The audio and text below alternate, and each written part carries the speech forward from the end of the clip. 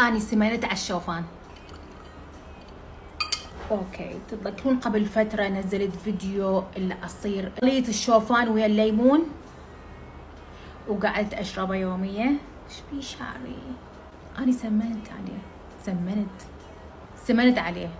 اذا تسمعون صوت فهو صوت المكيف او التبريد، لانه درجة الحرارة فجأة قررت تصير مليون.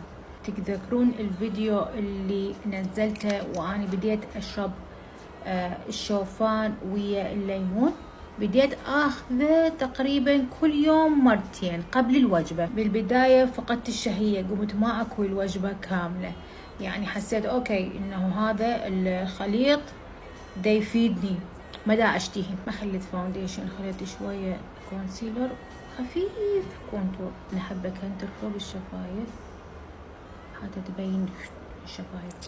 ففرحانة اني يوميا مدى اشتهي اكل ودا اشربه قبل الوجبة، اشربه مرتين باليوم، الصبح والمساء. واقرا تعليقاتكم، اللي يكتب لي انه يفيد ومضعفني، واللي يكتب لي انه لا ما يفيد راح يسمنك، وانا مستمرة. اموت على هاي البودرة من ريفولوشن، ماكو هيجي ثابتة وثبت الميك اب. خلي فشي سمبل لين رايحة اواسي صديقتي حبيبها عافها. اخلي هذا اللون، شنو رايكم؟ اللي دا يصير شنو؟ اقعد الصبح دا احس نفسي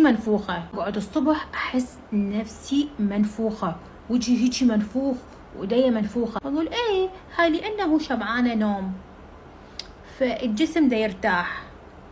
خليني اجرب هاي مال الحواجب، اخذتها جديدة على اساس انه توقف الحواجب 24 ساعة. نجرب. ايش وقت حسيت بالصدمة؟ من بدا الناس ياهو اللي يشوفني يقول لي شو سمنانة، شو منفوخة.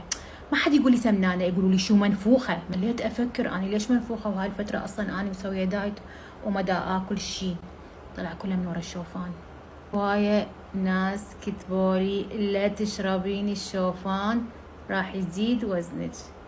اسمع كلام؟ لا. شنو رايكم شفايفي مو صارت احلى؟ شوفوا هاي اخذتها على مود شكلها يموت، بداخلها وردة حاطين وهي شفافة.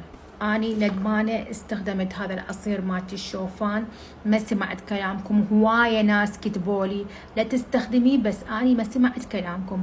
هو صح يحسسكم بالشبع بالبداية، بس هو ما يعوضكم عن الوجبة، لا البروتين، لا العناصر المهمة للجسم، لا المعادن. بالبداية حسيت بالشبع بس نفخني. الشوفان يسمن وهو مو غذاء كامل على مود تاخذوه بديل الوجبة. انا تندمت، اخذته وتندمت. للي نصحوني انتو على حق. شو رايكم بالميك اب؟ حبيتوه؟ انا حبيته، سمبل هيجي مال صيف. I love you.